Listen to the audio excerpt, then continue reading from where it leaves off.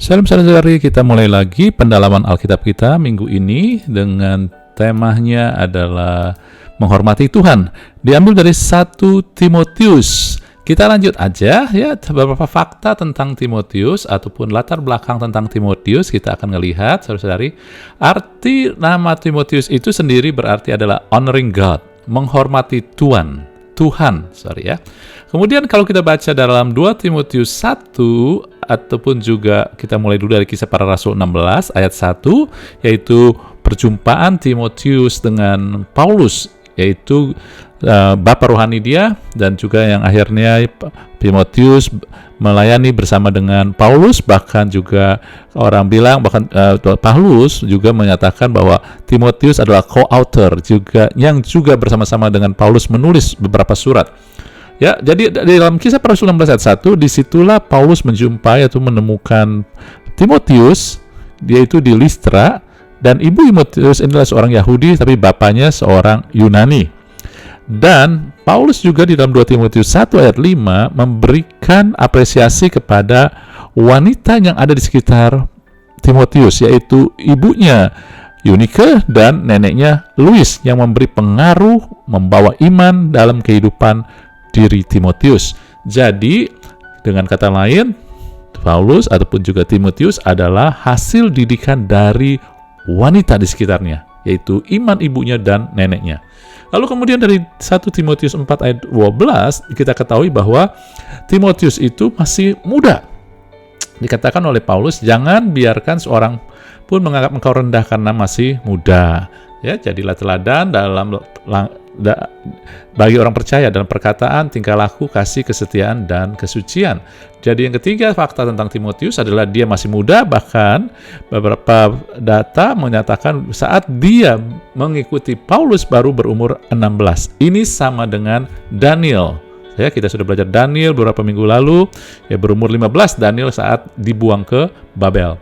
Lalu dari Timotius 1 ayat 3-4 kita melihat bahwa Timotius diutus oleh Paulus untuk ada dan melayani jemaat di Efesus, gereja di Efesus, untuk mengcounter ajaran ataupun pengajar-pengajar palsu. Ya, jadi Paulus atau mengutus Timotius untuk ada di Efesus menghadapi pengajar yang palsu. Jadi ini saja beberapa hal, ya, kita nggak ngambil semua, tetapi yang kita mau bahas aja. Dan isi dari 1 Timotius, kalau kita melihat latar belakang ataupun bird view-nya, gambaran garis besarnya, kita akan melihat bahwa kitab Timotius banyak mengatur tentang fungsi-fungsi daripada jemaat dan juga yang berhubungan dengan jemaat, seperti penilik jemaat ataupun penatua dalam 1 Timotius 3 ayat 1 dengan 7.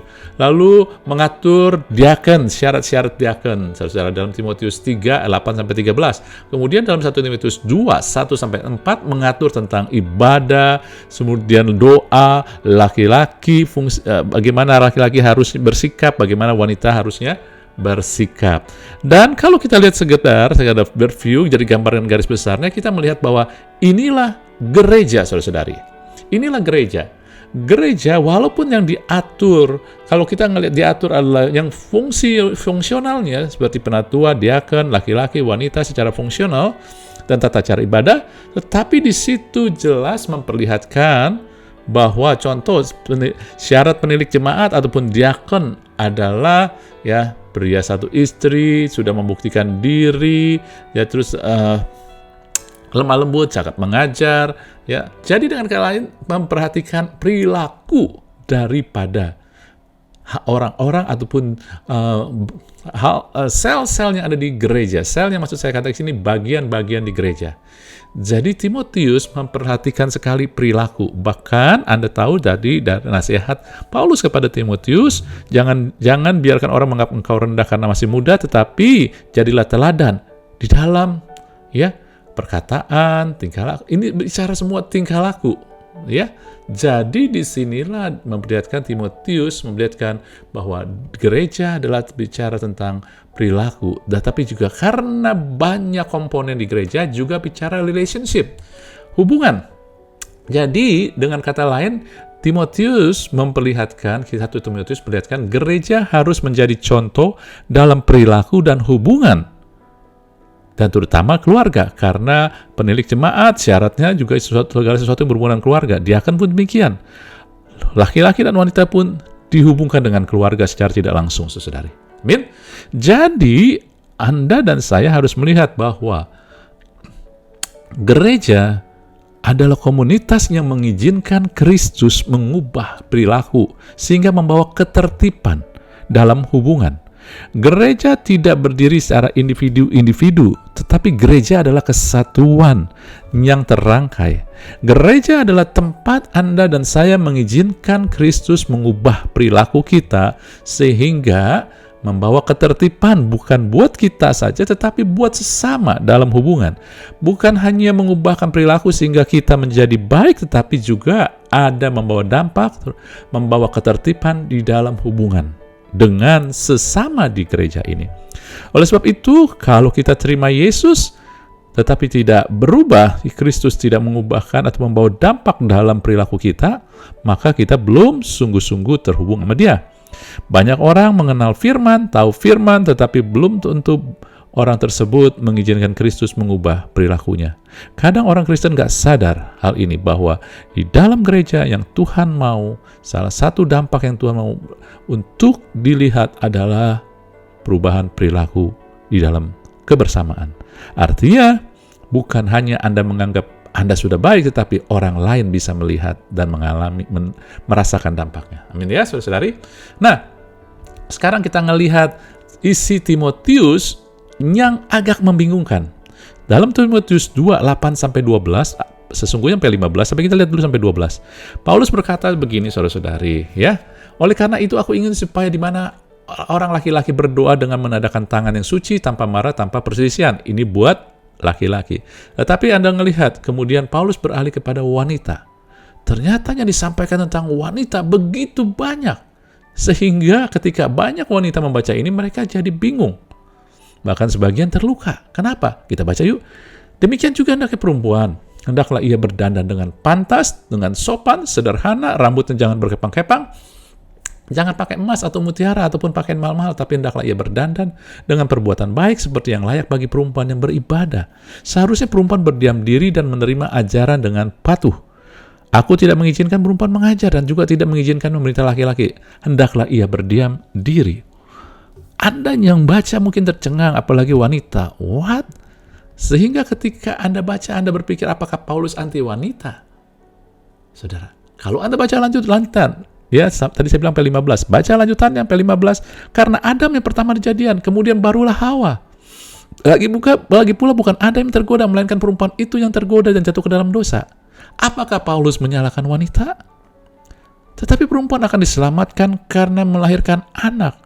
Lebih lagi membingungkan. Wow! Perempuan diselamatkan karena melahirkan anak. Bagaimana kalau perempuan-perempuan yang tidak punya anak? Bagaimana perempuan-perempuan yang tidak menikah? Jadi nggak diselamatkan? Ini membingungkan. Walaupun belakangnya asal ia bertekun dalam iman dan kasih dan pengudusan dan segala kesederhanaan. Apakah Paulus jadi pusing kepala? Apakah Paulus jadi bingung sehingga dia berbicara sesuatu yang kontroversi? Saudara, kita tahu bahwa firman Tuhan, Injil, bukan yang menulis Paulus, tetapi dia diilhamkan oleh Roh Kudus. Paulus ataupun firman Tuhan memperlihatkan bahwa Paulus mengakui Timotius itu hasil didikan dari wanita, iman wanita. Bahkan di dalam Galatia 3 ayat 26-28 yang ditulis oleh Paulus juga, ataupun Roh Kudus yang tulis melalui Paulus, dikatakan bahwa Paulus katakan, sebab semua kamu adalah anak-anak Allah karena iman dalam Yesus Kristus, karena kamu semua yang dibaptis dalam Kristus telah mengenakan Kristus. Dalam hal ini tidak ada Yahudi atau Yunani, tidak ada hamba atau orang merdeka, tidak ada laki-laki atau perempuan, karena semua satu dalam Kristus Yesus. Jadi artinya Paulus tahu, Roh Kudus kasih tahu bahwa dalam Kristus status pria dan wanita sama. Tetapi kenapa ya Paulus bisa berbicara tadi dalam 1 Timotius 2 itu, saudari? Dan kalau Anda ngelihat juga tentang posisi jabatan, ya, firman Tuhan tidak pernah melarang wanita ngambil bagian. Anak-anak Filipus memiliki anak-anak perempuan yang adalah nabi, mempunyai karunia nabi. Nggak mungkin Nabi nggak berbicara. Pasti nggak diam, pasti ngomong, menyampaikan sesuatu. Bahkan juga kalau kita bisa kisah para Rasul 18, 24-26, ketika Apolos datang ke Efesus, ya, Apolos itu cinta Tuhan, dan dia tahu tentang Taurat, firman Tuhan, dan dia ajarin orang, dia semangat, tetapi dia baru tahu tentang baptisan Yohanes.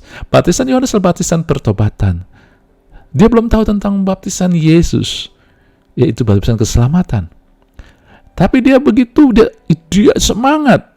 Dia mulai ngajar di rumah ibadat. Tapi setelah Priscilla dan Aquila, dua wanita ini mendengar ajaran daripada Apolos, mereka membawa Apolos ke rumah mereka dan dengan teliti menjelaskan kepadanya jalan Allah. Jadi wanita-wanita ini adalah guru Injil, pengajar Injil, dan mereka enggak silent, enggak diam. Tapi Paulus kenapa suruh diam? Ya saudara, firman Tuhan memperlihatkan bahwa wanita memegang peranan yang sangat penting dalam penginjilan, pengajaran, dalam bagian di gereja Tuhan. Jadi ada apa? Nah, kita mau bahas ini supaya kita bisa melihat bahwa Injil itu konsisten.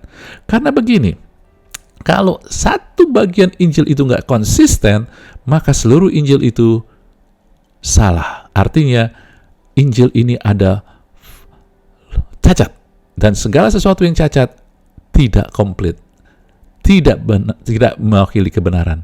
Tetapi Injil ini semuanya konsisten. Oleh sebab itu Injil ini adalah kebenaran. Saudara, untuk itu kita harus tahu.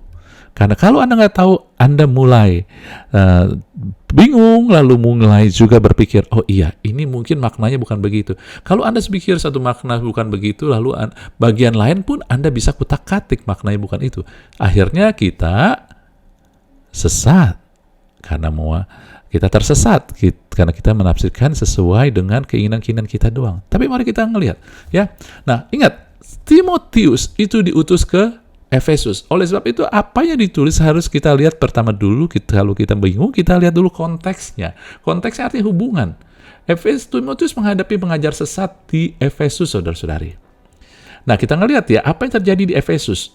Suatu saat ketika Paulus ada di Efesus dan dia banyak memperdebatkan orang, melakukan mujizat, lalu di Efesus terjadi pergolakan. Kenapa? Ada orang-orang yang dirugikan dengan pertobatan. Siapa itu? Pembuat patung. Nah, oleh sebab itulah ketika itu mereka bikin huru-hara, bikin rencana untuk menangkap Paulus, lalu kemudian terjadi huru-hara, maka ada panitera kota. Dalam Kisah Para Rasul 19 ayat 35, ada panitera kota, orang penting, menenangkan orang banyak itu supaya jangan rusuh, dan berkata, hai orang Efesus, siapa di dunia yang tidak tahu bahwa kota Efesus lain melihara baik kuil Dewi Artemis yang maha besar, maupun patung yang turun dari langit. Jadi di Efesus adalah pusat penyembahan Dewi Artemis. Dewi Artemis ini adalah wanita. Dan di kuil-kuil Dewi Artemis di kota Efesus, imam-imamnya adalah wanita karena mereka mendewakan wanita. Mereka melihat bahwa wanita lebih hebat, lebih dominan, lebih berkuasa. Itu yang ada terus di pola pikir mereka. Ya. Dan kemudian, saudara-saudari, di dalam 1 Timotius 4 ayat 1-3a, bahasa Indonesia sehari-hari, ya, di situ juga ada pengajaran yang berdasarkan pengertian ataupun juga dari paham Artemis, Dewi Artemis itu. Pengajaran apa yang disebut Paulus? Ini pengajaran yang sesat, yang salah. 1 Timotius 4 ayat 1-3a dikatakan di bahasa Indonesia sehari-hari, Roh Allah dengan tegas mengatakan bahwa di masa-masa yang akan datang, dan itu sudah terjadi di Efesus, sebagian orang akan murtad mengikuti Kristus, mereka akan patuh kepada roh-roh yang menyesatkan dan mengikuti ajaran-ajaran roh jahat yang disampaikan melalui orang-orang yang munafik yang membohong. Hati nurani mereka sudah gelap. Mereka mengajar orang untuk tidak kawin dan tidak makan makanan tertentu. Bagi Paulus, kalau kita nggak makan makanan tertentu, itu nggak terlalu membuat masalah. Karena kalau kamu makan, kamu merasa itu berdosa, jangan makan. Tapi kalau kamu makan, yakin bahwa itu nggak apa-apa, doain aja. Tapi masalah yang mengajarkan orang untuk tidak kawin, ini jadi masalah. Karena pengajaran ini bersumber dari pengajaran penyembahan Dewi Artemis. Karena Dewi Artemis itu adalah ajaran di mana wanita superior, wanita yang paling menentukan, dominan, sehingga ajaran ini menyebabkan karakter ataupun sikap tingkah laku yang terjadi di Efesus menjadi tidak terkendali. Makanya Efesus menekankan ketertiban dan tingkah laku. Karena wanita-wanita ini merasa dominan, superior, lebih tahu, mereka sering menginterupsi ibadah, mereka sering merendahkan pria. Lalu kemudian juga dari ajaran ini keluarlah bahwa jangan kawin, wanita itu harus lebih menyembah atau lebih percaya kepada superior. Kalau kawin kita terikat, kalau kawin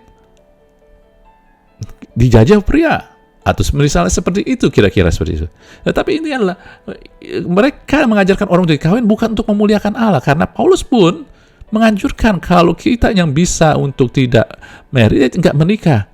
Kalau janda juga, kalau yang sudah ditinggal, janda ataupun duda, kalau mereka bisa nggak kawin, jangan kawin. Jadi Paulus pun mengajar, tetapi untuk memuliakan Tuhan, supaya dekat sama Tuhan. Tapi ini bukan, ya. Ini adalah bukan untuk memuliakan Tuhan, tapi menunjukkan sikap superior wanita. Dan akhirnya ini mendatangkan masalah. Ya, mendatangkan masalah. Lalu saudara-saudari, inilah yang terjadi. Ya, jadi mendatangkan masalah. Masalahnya apa? Masalahnya nanti kita akan lihat ya dalam 1 Timotius 5. Tapi sebelumnya kita lihat dulu 1 Timotius 2 ayat 10 sampai 12. Sebelum itu, tadi dikatakan bahwa wanita itu hendaknya berdandan dengan perbuatan baik seperti yang layak perempuan berada. Haruslah perempuan itu berdiam diri dan menerima ajaran dengan patuh. Aku tidak mengizinkan perempuan mengajar dan juga tidak mengizinkan perintah laki-laki, hendaklah berdiam diri. Bagi banyak orang mengartikan ini artinya diartikan harafiah. Maka kalau wanita disuruh diam, nggak boleh ngomong, harus patuh. Dan saya ngelihat banyak orang-orang dan pria-pria yang mengambil arti ini, makna ini secara harafiah. Tapi enggak, karena Alkitab menunjukkan wanita-wanita dipakai dan mereka harus mengajar. Mereka berbicara karena mereka nabi ya, mereka pengajar, saudari. Dan kata berdiam diri ini bukan berarti enggak lakukan apa-apa, tidak berbicara. Completely silent, bukan. Arti kata berdiam diri ini adalah peaceful attitude, sikap yang membawa damai. Karena pada saat itu karena pengaruh daripada ajaran Dewi Artemis ini, wanita ini merasa superior, merasa mereka yang paling dipakai Tuhan, sehingga attitude mereka merasa mereka yang super, dan mereka artinya akhirnya membawa sikap yang membawa ketegangan bahkan di tengah perkumpulan segala. Mereka merasa lebih tahu, mereka merasa lebih hebat. Ini dia, saudari. Sedangkan di mata Tuhan, tidak ada lagi pria dan wanita di dalam Kristus, artinya semua pria dan wanita sama di mata Tuhan. Jadi Anda melihat bahwa kalau kita ngerti ini, kita tahu latar belakangnya kenapa. Konteksnya saat itu adalah karena pengaruh pengajar-pengajar sesat yang mengajarkan dan memasukkan pola pikir Artemis, penyembahan Dewi Artemis ini. Oleh sebab itu, Paulus harus berbicara keras, memberikan tuntunan spesifik untuk konteksnya saat itu. Makanya dia bilang perempuan berdiam diri karena terjadi kekacauan dengan sikap yang diajarkan oleh Artemis itu, Dewi Artemis, penyembahan Dewi Artemis. Wanita harus beringas, wanita harus dominan. Nah, kira-kira kayak begitu, saudari. Amin ya. Nah, kemudian tadi kita ngelihat bahwa mereka diajarkan untuk tidak kawin. Lalu Paulus melihat ini masalah karena berdasarkan diajarkan di penyerahan saran ini karena untuk alasan yang salah, pengaruh dari Dewi Artemis ini, saudari. Kenapa? Karena ketika itu Paulus melihat masalah saat itu, ketika terjadi ajaran Artemis dibaurkan dalam pengajaran Kristen, maka para janda di 1 Timotius 5 ayat 13 lagi pula dengan keluar masuk rumah orang, para janda muda ini membiasakan diri bermalas-malas, dan bukan hanya bermalas saja tapi meleter, mencampuri orang lain, urusan rumah tangga orang lain, urusan suami orang, dan lain-lain, dan mengatakan hal-hal yang tidak pantas. Dengan kata lain, kadang Paulus mengasih kata-kata yang masih polite, sopan. Tetapi ini sebenarnya adalah masalah seksual. Tidak pantas ini, meleternya juga. Sehingga membuat banyak janda-janda ini jatuh dalam dosa. Mereka mungkin jatuh dalam selingkuh dengan pria beristri, mereka menggoda pria-pria yang sudah beristri. Makanya karena itu, Paulus harus memberikan petunjuk praktis. Maka dia bilang, aku mau supaya janda-janda yang muda kawin lagi, beroleh anak, sehingga apa?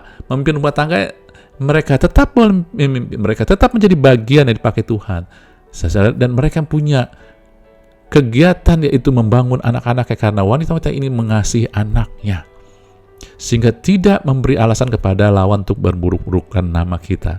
Saudari, ketika di mana ada penyembahan-penyembahan berhala, dewa, dewi khususnya, saudari ya, dewi, tapi itu pada saat itu, dan mungkin begitu terjadi saat ini, di mana ada penyembahan dewi, biasa itu berhubungan dengan seksual. Amin ya. Saya tidak ini kenyataan. Ya, saya sudah melihat hal-hal ini terjadi dan berada, saudari. Jadi saat itu karena pengajaran Dewi Artemis yang dimasukkan di dalam kehidupan orang percaya, maka banyak masalah yang timbul. Salah satu masalahnya adalah ini juga, para janda-janda yang akhirnya mereka masing secara masing muda, sehingga masing membutuhkan kebutuhan-kebutuhan juga dalam hal ini, dalam hal kebutuhan jiwa mereka untuk berumah tangga. Maka ketika dimasukkan pengajaran untuk pengertian paham dari Artemis, mereka dilarang kawin, tapi mereka buta kebutuhan, maka akhirnya mereka jatuh dalam dosa. Sebab itulah nasihat Paulus adalah supaya mereka kawin untuk mereka tidak jatuh dalam dosa. Sebab itu tidak heran nasihat Paulus adalah dikatakan tapi perempuan akan diselamatkan karena melahirkan anak. Ini bukan sama sekali menyatakan keselamatan datang dari melahirkan anak. Tidak, keselamatan hanya dalam Yesus. Tetapi konteks saat itu di Efesus, pengajaran Artemis sedang begitu mempengaruhi jemaat Tuhan, sehingga Paulus mengatakan, melahirkan itu arti kamu punya anak, kamu married. Bukan married dengan pria yang sudah beristri, tetapi married dengan duda ataupun pria yang belum menikah. Makanya dikatakan itu akan menyelamatkan kamu dari jatuh dari dalam dosa janda di Efesus. Inilah konteksnya saat itu. Jangan Anda membawa kepada pengertian saat ini. Oke? Nah, saudara-saudari, kalau itu sudah Anda ngerti, maka Anda pun juga enggak sembarangan untuk mengertikan 1 Timotius 9 ayat 10 yang dikatakan, wanita, perempuan, berdandan yang pantas yang sopan sederhana Kok Paulus olah sini semua perempuan Rambut jangan berkembang-kembang, jangan pakai emas, mutiara, pakaian mahal, tapi hendak berdandan dengan perbuatan baik seperti yang layak bagi perempuan ibadah. Banyak perempuan bete dengan ini. Dan kita ngelihat juga dengan keadaan, dengan sosial yang berubah-berubah, patokan memakai emas yang berlebihan, pakaian mahal, itu relatif. Bagi seseorang suatu pakaian ini mahal, tapi bagi seorang lain nggak mahal, normal aja. Bagi orang lain, apalagi sekarang, rambut berkepang itu rapi, daripada rambut yang Anda nggak sisir. Bagaimana? Bagi orang berdandan itu adalah untuk layak supaya di hadapan Tuhan dia nggak acak-acakan. Saudara, apa dasar? Jadi sehingga banyak sekali bertentangan. Tapi Anda kalau sudah ngerti tentang konteks, Anda ngerti ini jangan diartikan begitu saja. Kalau Anda mau tahu, saya singkapkan sedikit hintnya, bahwa pada kebudayaan saat itu, wanita dan pria kalau beribadah dipisah. Di kebudayaan Yahudi begitu. Sampai sekarang sebagian juga begitu. Anda lihat ya. Tetapi di mereka pula, di kebudayaan Artemis, menyembah Dewi Artemis, bukan hanya dipisah pria dan wanita, tetapi karena mereka merasa wanita lebih hebat, tetapi juga mereka sangat mengharapkan persembahan dari orang kaya. Sehingga mereka memperlakukan orang kaya yang memakai emas, memakai mutiara, yang pakaiannya juga rapi, dengan lebih beda. Itu dia. Sedangkan ketika orang menjadi orang percaya, maka Tuhan bilang semua jadi sama. Anda pujian, penyembahan, Anda beribadah, tidak lagi perempuan, lagi, tapi semua satu. Kalau dulu sudah pisahkan, wanita di bagian lain, pria di bagian lain. Israel masih melakukan itu, ya. Dan juga apalagi penyembahan di Artemis, Anda yang pakai yang kaya-kaya dibedakan, diduduki tempat yang lebih baik. Tapi ketika orang jadi terima Yesus, maka ibadah jadi satu. Maka Paulus bilang, kalau kamu masih ngikutin budaya lama, maka kamu akan merasa beda. Karena orang akan lihat hamba-hamba yang sudah terima Yesus, kemudian ngelihat ada nyonya-nyonyanya, mereka menjadi rendah diri mungkin. Ataupun juga yang banyak nyonya yang mereka menganggap, wah itu tetap hamba, mereka perlakukan seenaknya aja, sedangkan tidak ada lagi hamba dan tuan. Sebab itulah Paulus katakan hal ini.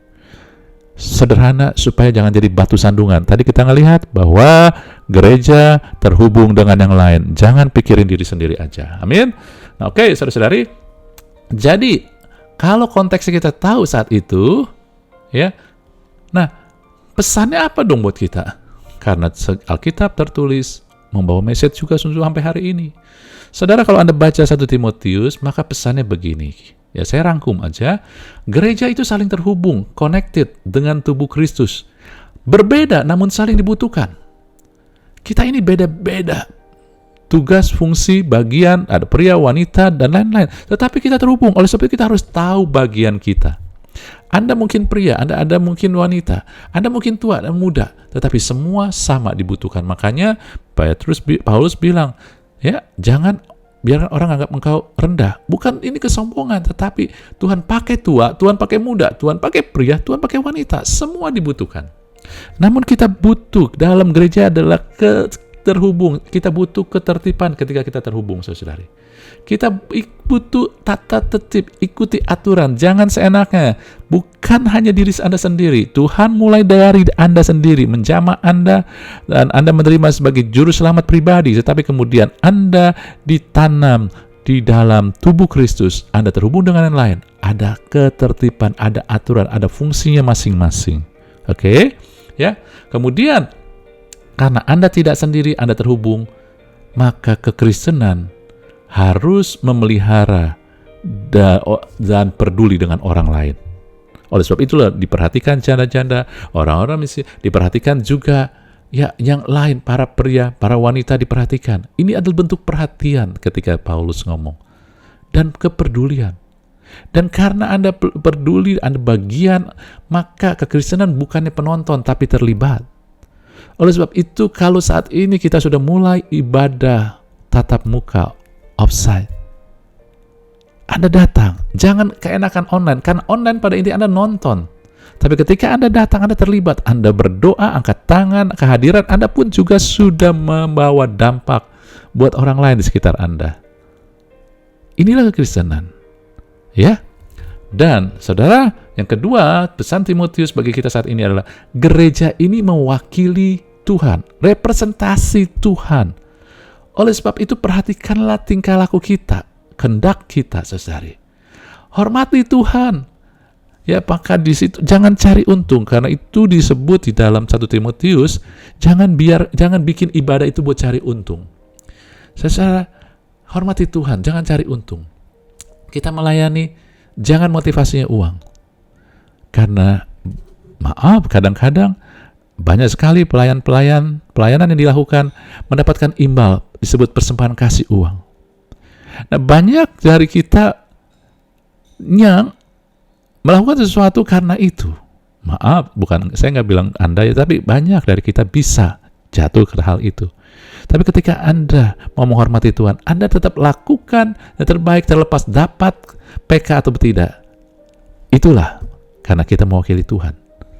Dan oleh sebab itu kita perlu menghormati Tuhan. Dan yang lain juga, kita harus menghormati sesama. Jangan pandang muka. Karena kita mewakili Tuhan, saudari.